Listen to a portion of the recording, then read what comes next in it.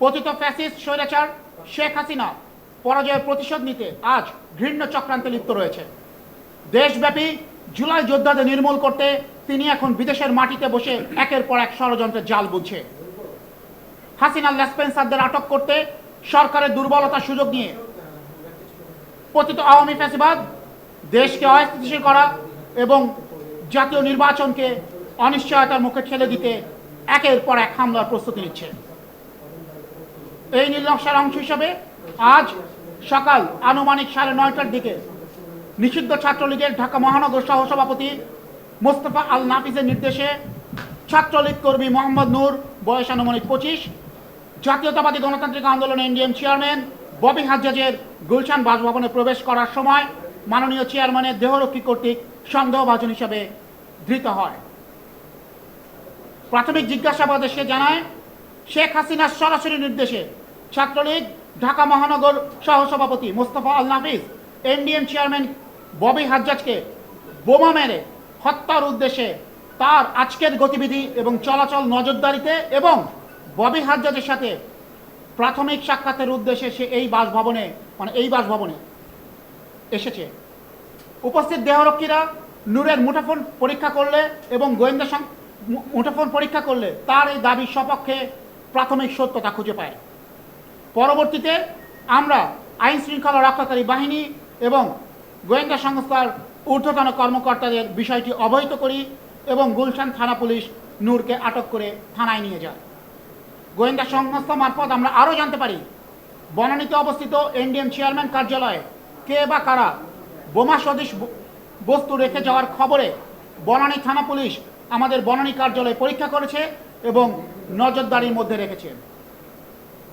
জাতীয়তাবাদী গণতান্ত্রিক আন্দোলন এনডিএম কেন্দ্রীয় নির্বাহী কমিটি এই ঘৃণ্য অপচেষ্টার তীব্র নিন্দা এবং প্রতিবাদ জানাচ্ছে। আমরা দৃঢ়কণ্ঠে বলতে চাই, খুনি হাসিনার শেষ দোষরটির বিচার না হওয়া পর্যন্ত আমাদের আন্দোলন অব্যাহত থাকবে। ববি হাজ্জাজ শুধু জুলাই গণ অভ্যুত্থানের বীর যোদ্ধাই ছিলেন না, তিনি ছিলেন হাসিনা ফ্যাসিবাদ বিরোধী আন্দোলনের সাহসী কণ্ঠস্বর। 2013 সালে র্যাব কর্তৃক তাকে প্রথমে গুম এবং পরে জোরপূর্বক লন্ডনে পাঠানো হয়েছিল হাসিনার বিনা ভোটে নির্বাচনের বিরুদ্ধে শক্ত এবং সাহসী অবস্থান নেবার কারণে। এনডিএম এর অগণিত নেতাকর্মী আওয়ামী ফ্যাসিবাদের ধারাবাহিক নির্যাতনের শিকার হয়েছে। আমাদের মাননীয় চেয়ারম্যান ববি হাজ্জাজ জুলাই আন্দোলনের সময় 19 জুলাই বেসরকারি বিশ্ববিদ্যালয়ের শিক্ষার্থীদের নিয়ে মেরুল বাড্ডা এলাকায় প্রতিরোধ গড়ে তোলার সময় হাসিনার পুলিশ কর্তৃক গুলিবিদ্ধ হয়েছিলেন। 5 আগস্ট হাসিনা পালানোর পর সংগঠন হিসেবে আওয়ামী লীগ এবং 14 দলের বিচার চেয়ে আন্তর্জাতিক অপরাধ ট্রাইব্যুনালে প্রথম অভিযোগ দায়ের করেন ববি হাজ্জাজ। তার প্রচেষ্টাতেই হাসিনার ভাগ্নে টিউলিপ সিদ্দিকের দুর্নীতি বিশ্বব্যাপী উন্মোচিত হয় এবং টিউলিপ সিদ্দিক মন্ত্রিত্ব হারায়। আমরা জাতীয় পার্টিকে গণহত্যার অভিযোগে অভিযুক্ত করে বিচার চেয়ে সমাবেশ করেছিলাম। ববি হাজ্জাজ ধারাবাহিকভাবে হাসিনা এবং আওয়ামী দোষকদের বিরুদ্ধে রাজপথে এবং টেলিভিশন টকশোতে সরব রয়েছেন।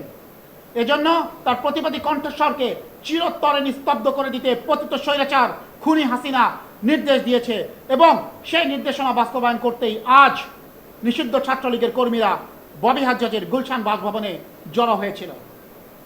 এনডিএম চেয়ারম্যান ববি হাজ্জাজকে হত্যা চেষ্টা মানে জুলাই আন্দোলনের উপর আঘাত। আমরা এই ঘটনার প্রেক্ষিতে সরকারের কঠোর অবস্থান দেখতে চাই। কিছুদিন পূর্বে আরেক জুলাই যোদ্ধা গণ অধিকার পরিষদের সভাপতি নুরুল হক নূর এবং জাকপার একাংশের সভাপতি খন্দকার লুৎফর রহমানের উপর হামলা হয়েছে। এসব ঘটনাকে বিচ্ছিন্নভাবে দেখার কোনো সুযোগ নেই। আগামী জাতীয় সংসদ নির্বাচনের আগে দেশের আইন শৃঙ্খলা পরিস্থিতি স্বাভাবিক রাখতে আওয়ামী দোসরদের বিরুদ্ধে ক্র্যাকডাউন চালাতে হবে। প্রশাসনের ভিতরে এখনো যারা অন্তরে শেখ হাসিনা প্রীতি লালন করছে তাদের বের করতে হবে। আওয়ামী ফ্যাসিবাদের বিরুদ্ধে আমাদের লড়াই ঐক্যবদ্ধ লড়াই। বিএনপি নেতৃত্বে আমরা যারা একসাথে আন্দোলন করেছি তারা নির্বাচনের মাধ্যমে গণতান্ত্রিক প্রক্রিয়ায় ফিরে যেতে প্রথম থেকেই সোচ্চার ছিলাম। যারা নির্বাচনের পরিবেশ ঘোলা করতে চায় বা নির্বাচনে অংশগ্রহণ নিয়ে নানা শর্ত দিচ্ছে তাদের অনুধাবন করতে হবে আওয়ামী ফ্যাসিবাদ ফিরে আসার সুযোগ পেলে কেউ রক্ষা পাবে না। ববি হাজ্জাজকে হত্যা চেষ্টার বিরুদ্ধে রাজপথে শক্ত প্রতিবাদ জানাবে এনডিএম। আওয়ামী ফ্যাসিবাদ চিরতরে নির্মূল না করা পর্যন্ত আমাদের সংগ্রাম অব্যাহত থাকবে ইনশাআল্লাহ। উপস্থিত সকলকে ধন্যবাদ।